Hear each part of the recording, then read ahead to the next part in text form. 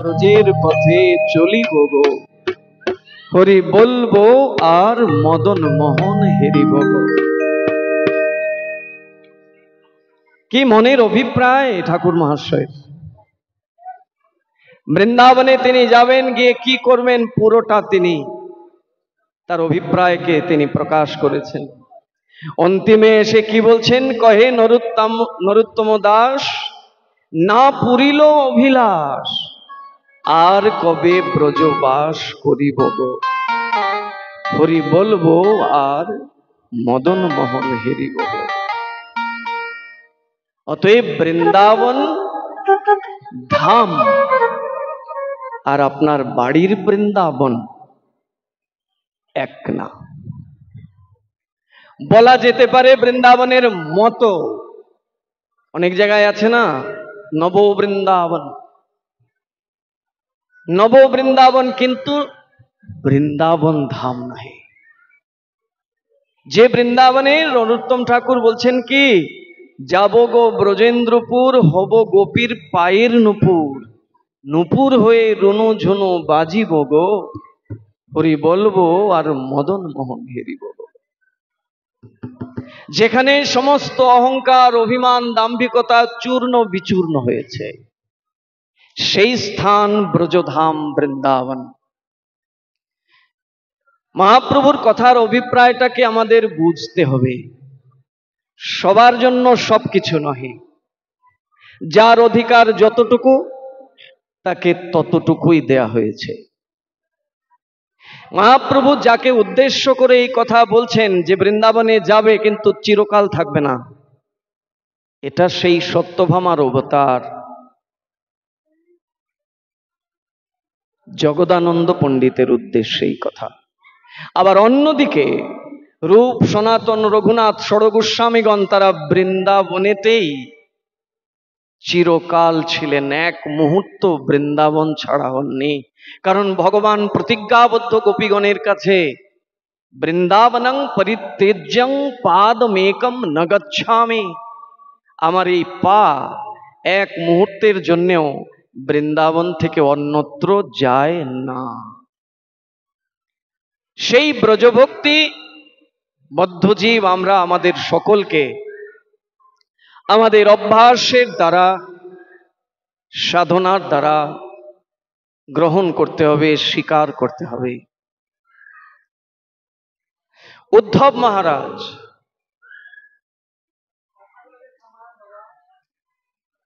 এখন এই কথা বলতে গেলে তো বাবা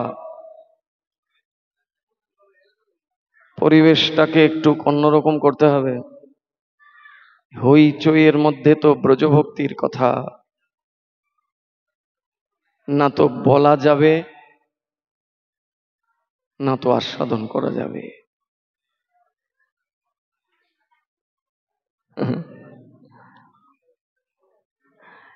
একটুক নিজেদের বাচ্চাদেরকে আগলে রাখার চেষ্টা করুন।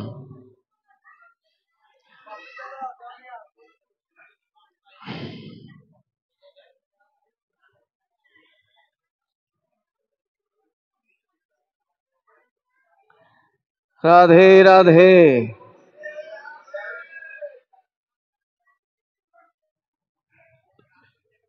আমরা আমাদের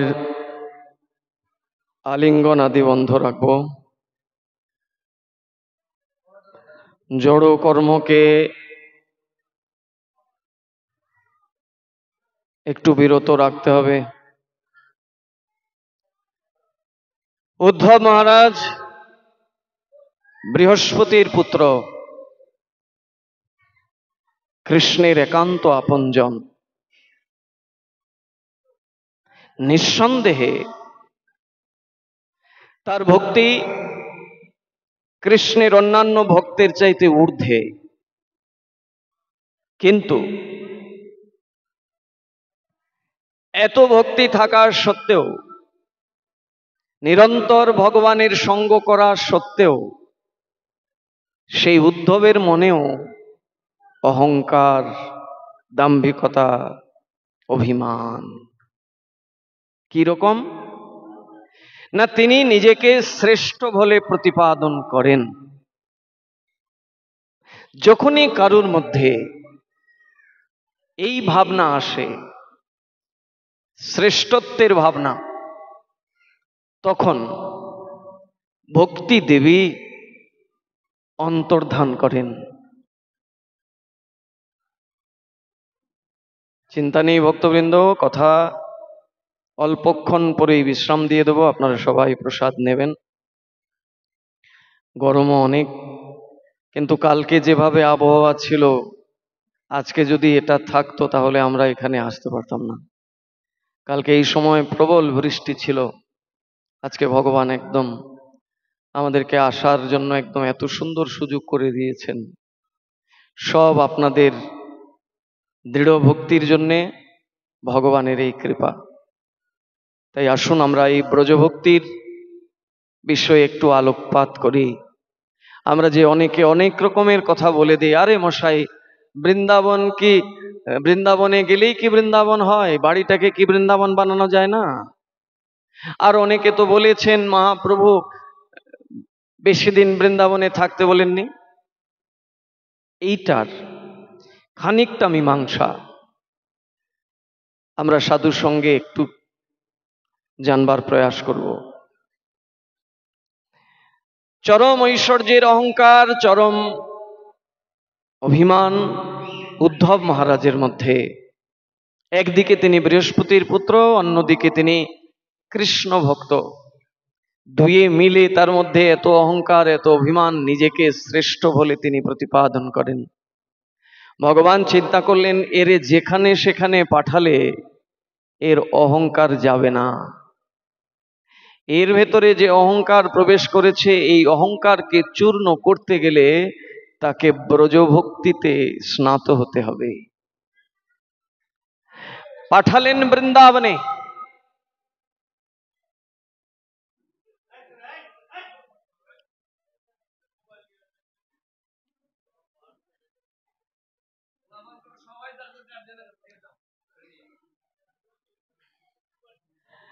পাঠালেন বৃন্দাবনে, যদ্যপি তার আসার ইচ্ছা ছিল না, কিন্তু আসলেন। আমরা কথাটাকে একটু কাটশট করছি, ওখানে অনেক সুন্দর কথা।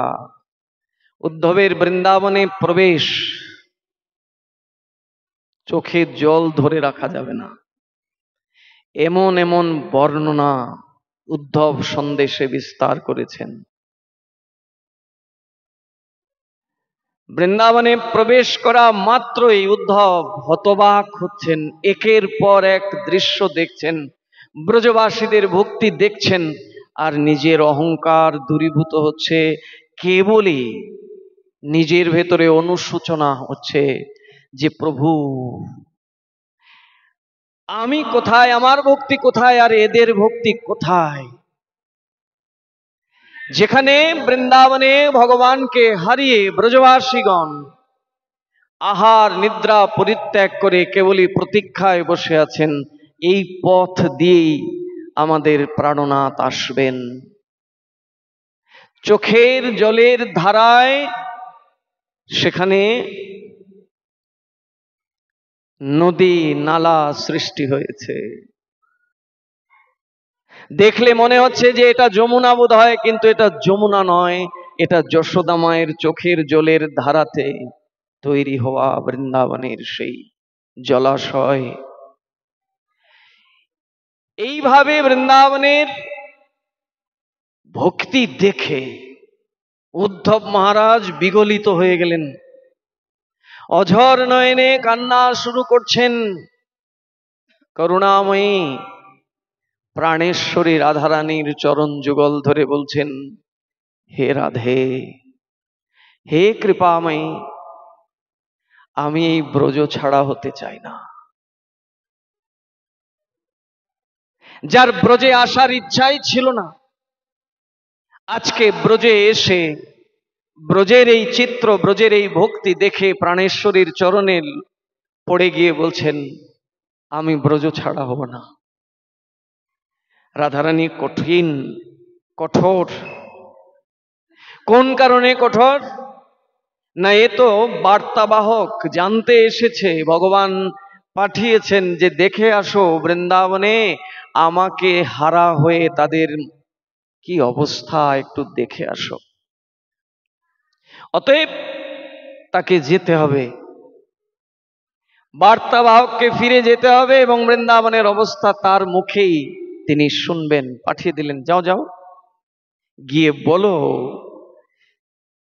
যে তার বিরহে আমাদের কোনো কিছুই হয়নি, আমরা দিব্যি আছি। আমরা তাকে হারিয়েছি বটে, কিন্তু তার কথাকে হারাতে পারিনি। তার কথা নিয়ে আমরা দিব্য বেঁচে আছি।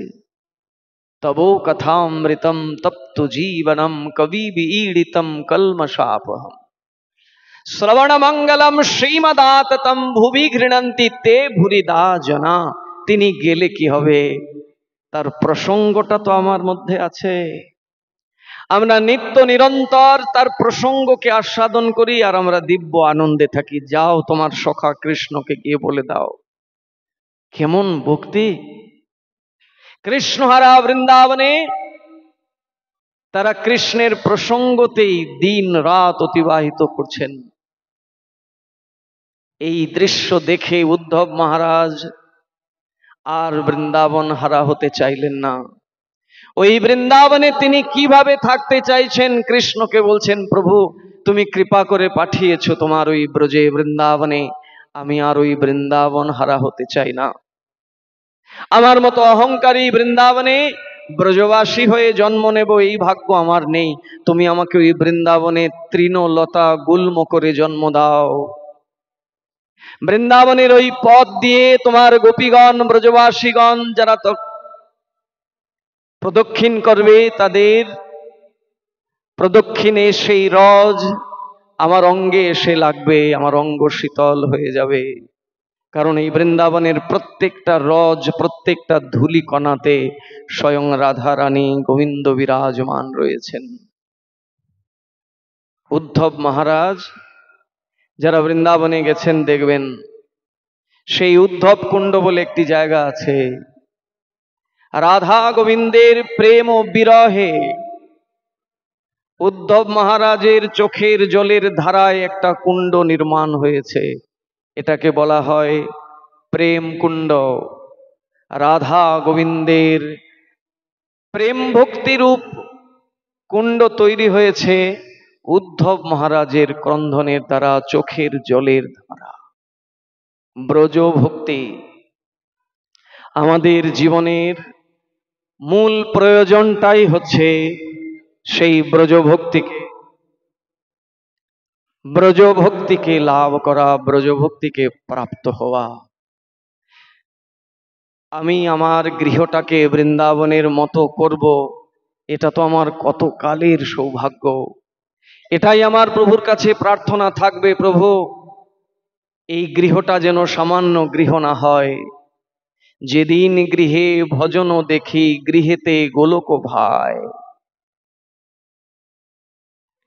গৃহেতে যেদিন কৃষ্ণ ভজন হয়, বলছেন ওই গৃহটার শুধু গৃহ থাকে না, ওই গৃহ গোলকের মতো হয়ে যায়।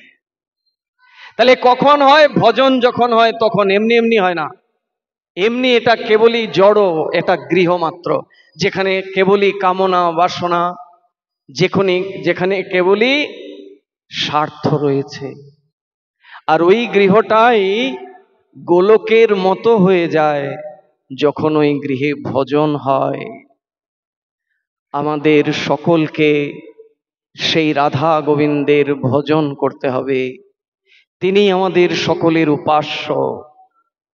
ব্রজভক্তির কথা যখন আমরা বিশেষভাবে আস্বাদন করব, তখন রাধা গোবিন্দের সেবার প্রতি আমাদের নিষ্ঠা আসবে।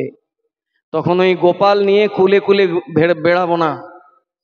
এখন যেরকম সর্বত্র দেখা যায়, কার বাড়িতে কত বড় গোপাল আছে, ওই গোপাল নিয়ে চলে আসে ভাগবত আচার্য, কোলে নিয়ে বসে, কেউ বা ভাগবতের সামনে বসে। গুরুদেব যে মন্ত্র দিয়েছেন সেটা কি গোপাল মন্ত্র দিয়েছেন নাকি যুগল মন্ত্র দিয়েছেন? তাহলে কার উপাসনা করেন? অনেক কিছু বিষয় ভক্তবৃন্দ, কিন্তু এটা তখনই হৃদয়ঙ্গম হবে যখন ব্রজভক্তিটাকে বুঝবো, জানবো। তখন ওই গোপালকে নিয়ে অত মত্ত থাকবো না, তখন আমার প্রধান ইষ্ট আমি জানবো। আমার ইষ্ট হচ্ছেন রাধা গোবিন্দ, যুগল আরাধনা। কে এটা দিলেন? সেই যুগলেরই রূপকার কলিযুগ পাবন অবতারী শ্রীমান মহাপ্রভু আমাদের ইষ্ট নির্ণয় করলেন। কি বললেন? আরাধ্য ভগবান ব্রজেশ তনয়া, তার ধাম বৃন্দাবনম। তার ধাম মথুরা নয়, কংসের কারাগার নয়, তার ধাম হচ্ছে বৃন্দাবন। যার আরাধনা করে কারা? ব্রজবধূ বর্গেন যা কল্পিতা। বৃন্দাবনের বধূগণ, সংসারের বধূ আর বৃন্দাবনের বধূ দুই বধূ এক না। ব্রজবধূ তিনি, যিনি রাধা গোবিন্দকে সম্পূর্ণভাবে নিজেকে দান করেছেন, তিনি ব্রজবধূ। বৃন্দাবনে গেলে সেই ভক্তি ধীরে ধীরে জীবের লাভ হয়। সেখানে অভিমান অহংকার ছিটে ফোটাও নাই। যাবেন নিধুবনে, যাবেন সেবা কুঞ্জে, যাবেন গোবর্ধনে, দেখবেন প্রত্যেকটি বৃক্ষ এইভাবে নুয়ে আছে, খাড়া হয়ে একটাও নাই। আমরা তো সব সময় এই, আর বৃন্দাবনে সব রাধা গোবিন্দের চরণের দিকে নত স্বীকার করে বসে আছেন। কত কত হাজার হাজার বছরের সেই বৃক্ষ,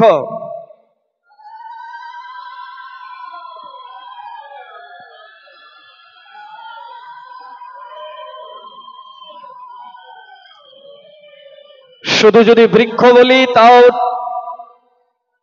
বৃন্দাবনকে জানা গেল না। ওই বৃক্ষরূপে ঋষিগণ তপস্যা করছেন রাধা গোবিন্দের। আমার দৃষ্টিতে বৃক্ষ, কিন্তু এরা ঋষি বৃন্দ, তারা রাধা গোবিন্দের তপস্যা করছেন বৃক্ষ হয়ে, কল্প বৃক্ষ এরা। সবাই মাথা নুয়ে রাধা গোবিন্দের চরণের দিকে ধাবিত হয়ে আছেন। এই জন্যই তো বৃন্দাবনের ভক্তিটাকে সর্বশ্রেষ্ঠ ভক্তি বলা হলো। সমস্ত ধামের সার শিরোমণি হচ্ছে বৃন্দাবন। যে বৃন্দাবনে সব কিছু আছে, চারটি ধাম আলাদা করে পরিক্রমা করতে হয় না, ওটা বৃন্দাবনে আছে। স্বয়ং ভগবান ব্রজবাসীদেরকে তিনি কতটা ভালোবাসেন, ব্রজবাসী যে তার হৃদয়ের প্রাণধন, এটা বোঝানোর জন্য তিনি চার ধামকে প্রকট করেছেন বৃন্দাবনে। 84 কোষ পরিক্রমা করবেন, দেখবেন ওই বৃন্দাবনে আপনি কেদারনাথ বদ্রীনাথ পাবেন, গঙ্গোত্রী যমুনোত্রী সব ওই বৃন্দাবনে আছে। আলাদা করে আপনাকে আর চার ধাম পরিক্রমা করতে হবে না। এই জন্যই তো ব্রজমণ্ডল হচ্ছে সর্বতীর্থ সার শিরোমণি। আর এইটাকে আস্বাদন করতে গেলে প্রাকৃত নেত্রের দ্বারা কোনোভাবে হয় না। ওই টাকা আছে, যাব বৃন্দাবনে, গেলে ওই গ্রাম্য বুদ্ধি হবে। আমার গ্রামেও সুন্দর সুন্দর গাছপালা আছে, আমার গ্রামেও সুন্দর সুন্দর পুকুর আদি আছে, ওখানেও বড় বড় পুকুর একদম সুন্দর করে বাঁধানো, এইগুলাই আসবে। কিন্তু গুরু বৈষ্ণবের সঙ্গের দ্বারা যখন বৃন্দাবনের মাহাত্ম্য বুঝবো, ব্রজভক্তিটা কি বস্তু বুঝবো, তখন ওই নরোত্তমের মতো ভাব আমার মধ্যেও হবে। নরোত্তমের ভাবটা কি? এই কীর্তন যে শুনলাম আমরা, এই ভজনের এক একটি পদ আমাদেরকে যদি একবারও না ভাবায়, তাহলে ব্যর্থ আমাদের সব আয়োজন। যাব গো ব্রজেন্দ্রপুর, হব গোপীর পায়ের নুপুর। নুপুর হয়ে রুনু ঝুনু বাজিব গো, হরি বলবো আর মদন মোহন হেরিব গো। আমরা কি করি? আমি কাউকে ডাকছি বা কাউকে আমার দরকার, তখন সঙ্গে সঙ্গে তার চিন্তা করি, মানে তার যে চেহারা সেটা আমার চোখের সামনে ভেসে ওঠে। আমার কাউকে দরকার এই মুহূর্তে, তার কথা ভাবা মাত্রই তার চেহারাখানা আমার চোখের সামনে ভেসে ওঠে। সে দূরে থাকুক, তথাপি তার চেহারাখানা আমার চোখের সামনে ভেসে ওঠে। যখন জপমালায় জপ করি, তখন জপ করতে গিয়ে তার চেহারাটা কি চোখে আসে আমার? যদি আসতো তাহলে এক হাতে হরিনাম আর এক হাতে মোবাইল টিপাতাম। এখন যেটা হরিনাম করছি এটা কেবলই অভ্যাস, হরিনাম নহে, কেবলই হরিনামের অভ্যাস। এই হরিনামের অভ্যাস যখন সাধু সঙ্গে হবে তখনই বাজি মাত হবে। এক বড় লোক বাবা, এক বড় লোক, ধনাঢ্য ব্যক্তি, তিনি বাজারে গিয়ে একটা ময়না পাখি কিনে এনেছেন। কথা বিশ্রাম দিয়ে দেব ভক্তবৃন্দ, অল্প সময়। আপনারা অনেকে বহু দূর থেকে এসেছেন, শরীয়তপুর থেকে এসেছেন, মাদারীপুর থেকে এসেছেন, ভাজুন্দি, কিছুদিন পূর্বে সেখানে সৌভাগ্য হয়েছিল আমার যাওয়ার, অনেক ভক্তরা সেখান থেকে এসেছেন। ফরিদপুর থেকে এসেছেন, গোপালগঞ্জ থেকে বাবা এসেছে, কত দূর থেকে ভক্তরা এসেছে, আমরা কথা বিশ্রাম দিয়ে দেব। তো এই বড়লোক বাবা বাজার থেকে একটা ময়না পাখি কিনে এনেছেন। এনে ওই ময়না পাখিটাকে রাখবেন বলে একটা সুন্দর খাঁচা বানিয়েছেন। আবার খাঁচাও যে বানিয়েছেন না, সে খাঁচাটা সোনার জল দিয়ে, সোনার জল লাগানো, মানে দেখলে মনে হয় যেন সোনার খাঁচা। ওই সোনার খাঁচার ভেতরে ওই ময়না পাখিটাকে রেখেছেন। প্রহরে প্রহরে ময়না পাখিটার সেবা করেন, নিজের সন্তানকে মা বাবা যেরকম সেবা করে ওইভাবে ওই ময়না পাখিটাকে সেবা করে। রাধে রাধে। ঘুম পাড়ানি মাসি পিসি।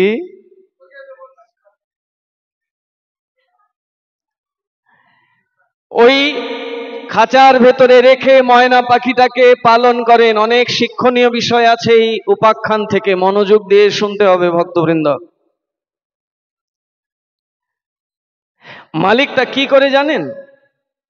ময়না পাখিটাকে সময় মতো খাওয়ায়, ঘুম পাড়ায়, আবার কানের কাছে গিয়ে বলে, ময়না হরে কৃষ্ণ কৃষ্ণ কৃষ্ণ হরে হরে, হরে রাম রাম রাম হরে হরে।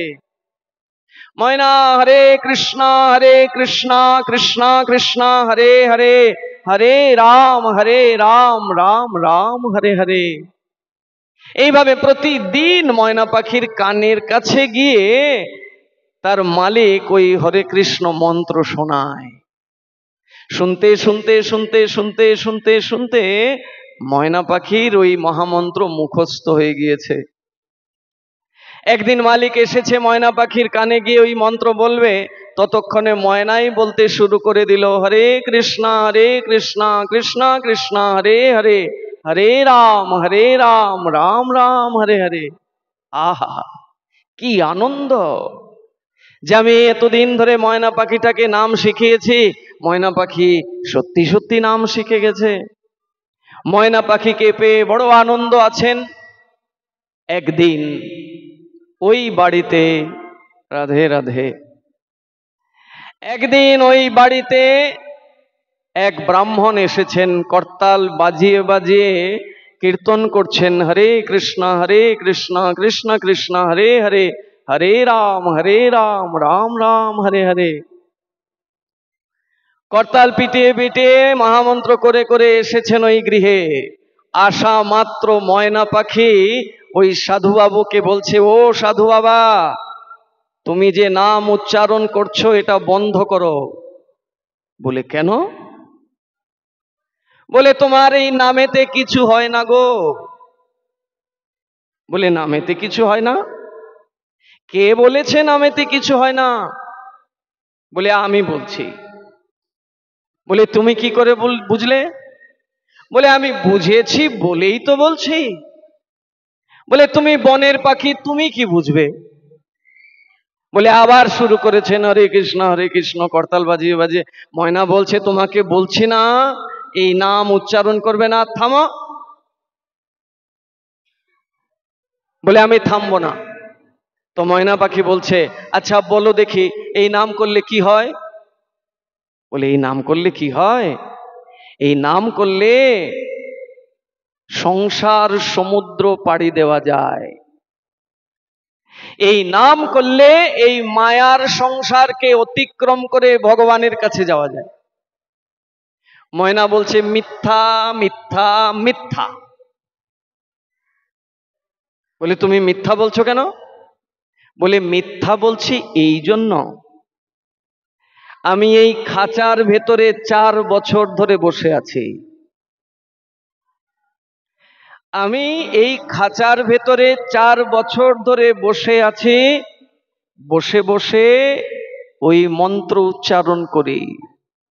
4 বছর ধরে এই মন্ত্র উচ্চারণ করে ওই খাঁচা থেকেই আমি বেরোতে পারলাম না, আর তুমি বলছো এই নাম করলে সংসার সমুদ্র পার হওয়া যায়, এটা মিথ্যা। এখন সাধু বাবা মাথা নত করেছেন, এর উত্তর কি দেবেন?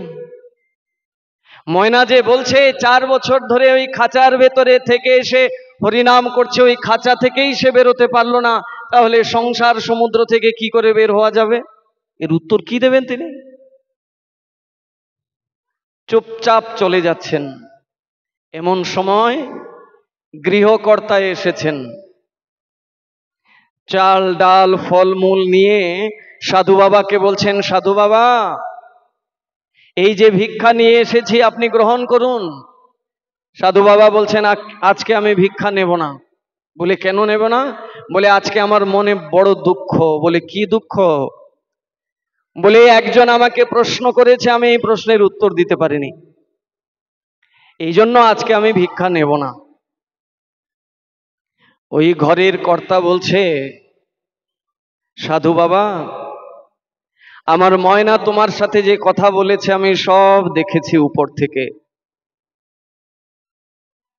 তুমি যদি খালি হাতে আমার ঘর থেকে চলে যাও তাহলে আমার ঘরে অমঙ্গল হবে।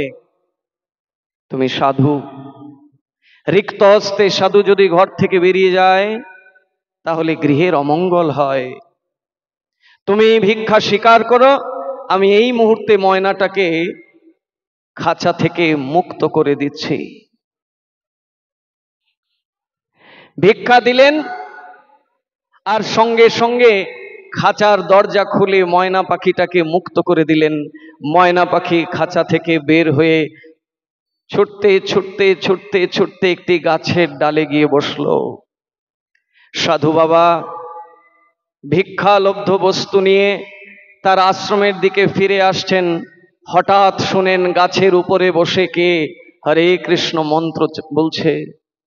তাকিয়ে দেখেন ওই ময়না পাখিটা যেটা খাঁচার ভেতরে বসে থেকে বলছিল সাধু বাবা এই নাম উচ্চারণ করবে না, সেই পাখিটাই ওই গাছের উপরে বসে বসে বলছে হরে কৃষ্ণ কৃষ্ণ কৃষ্ণ হরে হরে, হরে রাম রাম রাম হরে হরে। সাধু বাবা তো অবাক, বলে এই ময়না আমাকে নিষেধ করলো, আবার ওই ময়নাই এই কীর্তন করছে। বলছে ও ময়না তুমি না আমাকে নিষেধ করেছিলে এই মন্ত্রের দ্বারা কোনো কিছু লাভ হয় না, অথচ তুমি আবার এই মন্ত্র করছো। বলে এই মন্ত্রের দ্বারা লাভ হয়। কখন হয় জানো? এই মন্ত্র যখন সাধু সঙ্গে হয় তখনই নামের ক্রিয়া হয়, এর আগে হয় না।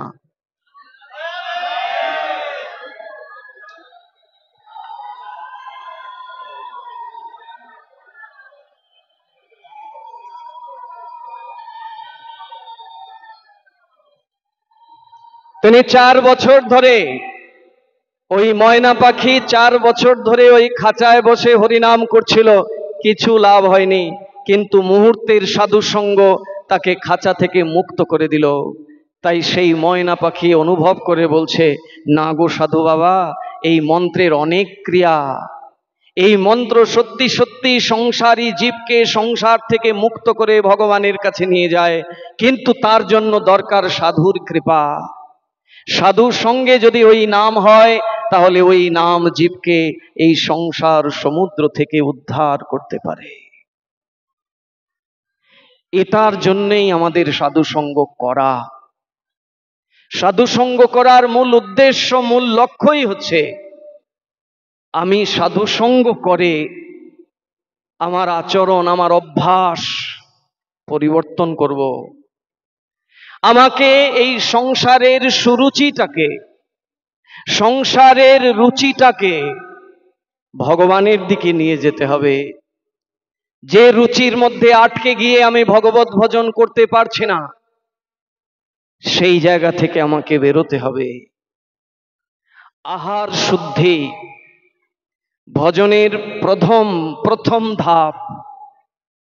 অনেকে বলে না যে ভোজনে ভজন নষ্ট হয় না, এটা তার ব্যক্তিগত মত, এটা শাস্ত্রের মত নহে। অনেকে বলে যে ভোজনে ভজন নষ্ট হয় না, এটা সম্পূর্ণ মিথ্যা কথা। ভোজনে ভজন নষ্ট হয় হয় হয় হয়। ভজন তখনই শুরু হয় যখন আপনার ভোজনটা সঠিক হয়। আপনার জিহ্বার সেই রুচিটাকে পরিবর্তন করতে হবে, ওইটাতে ভগবত প্রসাদের রুচি আনতে হবে, তারপরে ভজন শুরু হবে। এখন গুরু গোসাইরা যদি এইরকম বলে, তাহলে শিষ্যরা তো আশকারা পেয়ে যেতে পারে, বলে আমার গুরুদেব বলেছে। আপনি কি আমার গুরুদেবের চাইতে বড় হয়ে গেছেন নাকি? এখন তার সাথে কে তর্ক করবে? এই জন্য তর্কে যেতে হবে না, বিশ্বাসে কৃষ্ণ মিলে তর্কে বহুদূর। তর্ক করবেন তো হেরে যাবেন, মন খারাপ হবে, মনের মধ্যে মলিনতা আসবে, মনে হবে যে ও দু চারটা কথা শুনিয়ে দিল, আমি তার উত্তর দিতে পারলাম না। তার কাছে শুধু শাস্ত্রটা দাঁড় করাতে হবে, বলে দেখো শাস্ত্র কি বলছে আর তোমার গুরুদেব কি বলছেন। তোমার গুরুদেব, রাধে রাধে,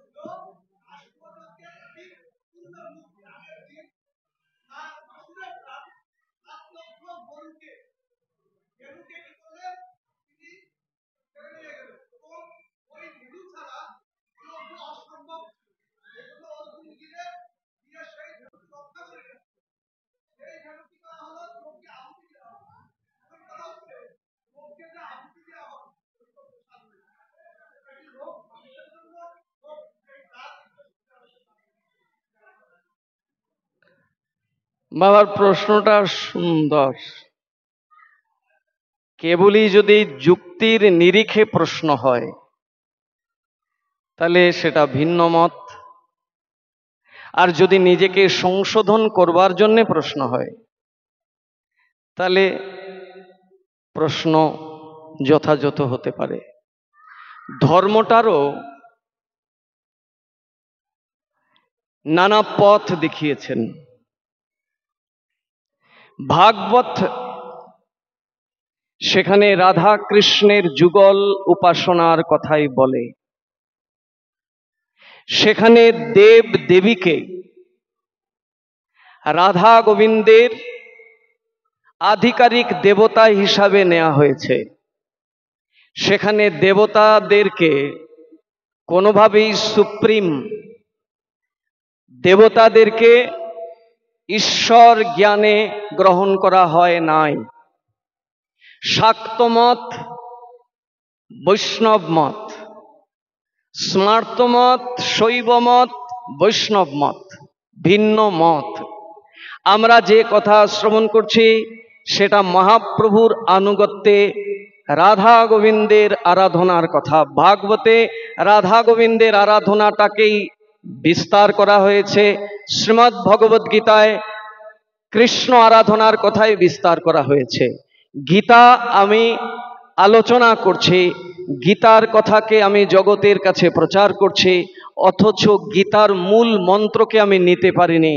তার মানে গীতা পড়া আমার যথাযথ হলো না। গীতার মূল মন্ত্র হচ্ছে তমেব শরণং গচ্ছ সর্বভাবেন ভারত তৎপ্রসাদাৎ পরাং শান্তিং স্থানং প্রাপ্স্যসি শাশ্বতম। হে অর্জুন, তুমি তার চরণে শরণাপন্ন হও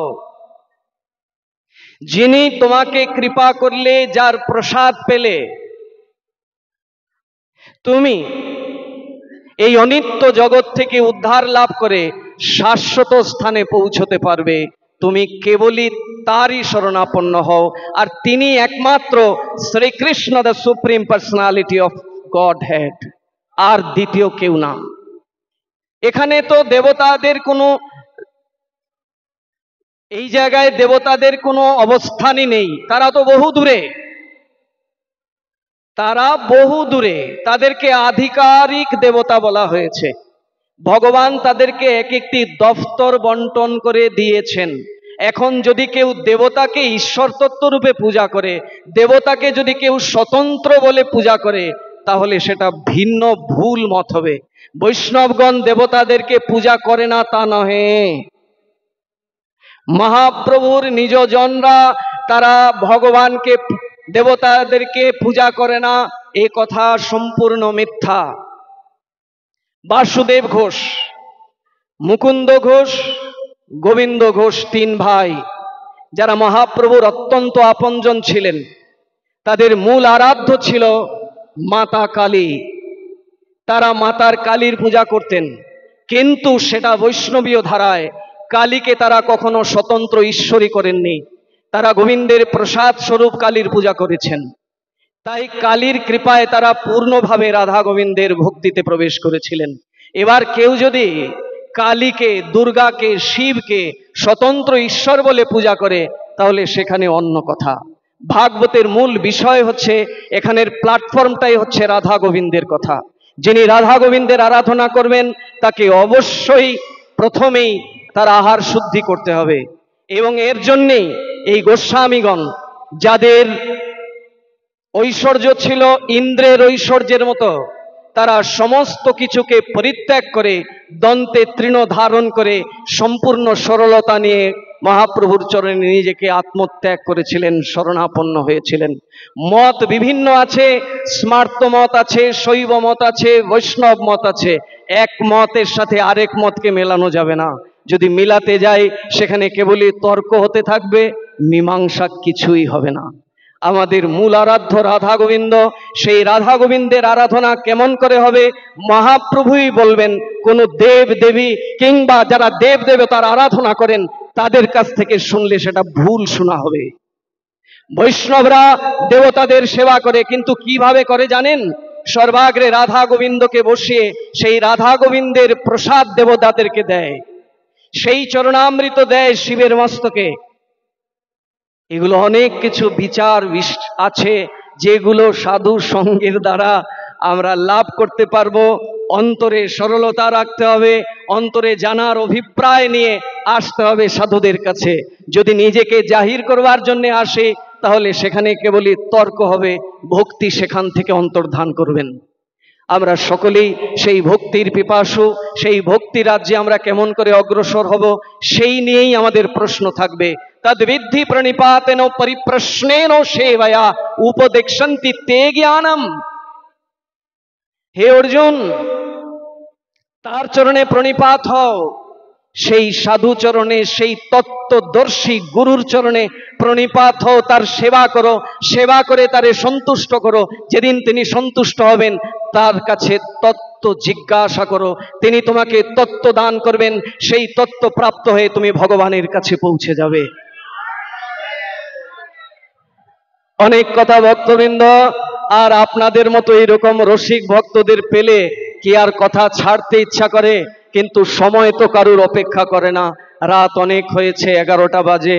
যদি আমি কোনো শব্দের দ্বারা কারুর মনে বিন্দু মাত্র কোনো কষ্ট দিয়ে থাকি, নিজ গুণে এই অপরাধীকে ক্ষমা করবেন। আমি আগেই বলেছি যে আপনাদের কৃপার দ্বারাই কিঞ্চিত কথা আমরা অনুশীলন করতে পারি। এই অপ্রাকৃত কথা যে কেউ বলতে পারে না। মহাপ্রভু এই কথা কেবলই রায় রামানন্দের মুখ থেকেই শুনেছিলেন। আমরা সেই ধারাকে নিয়ে আমরা কেবলই অনুশীলন করি। উপদেশ দেওয়ার বিন্দুমাত্র যোগ্যতা যদি রাখি, তাহলে সেটা আমার অহংকার হবে, অভিমান হবে, দাম্ভিকতা হবে। আসুন শেষ পর্যায়ে আমরা রাধারানীকে একটু স্মরণ করব।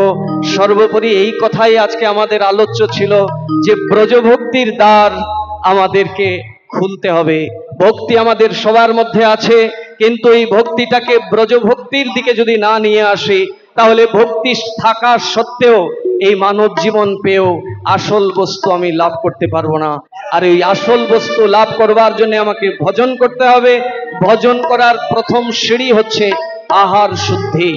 এটাকে যদি কেউ ডিঙিয়ে যেতে চায়, যদি বলে ভোজনে ভজন নষ্ট হয় না, এটা তার ব্যক্তিগত মত, এটা ভাগবতের মত হতে পারে না।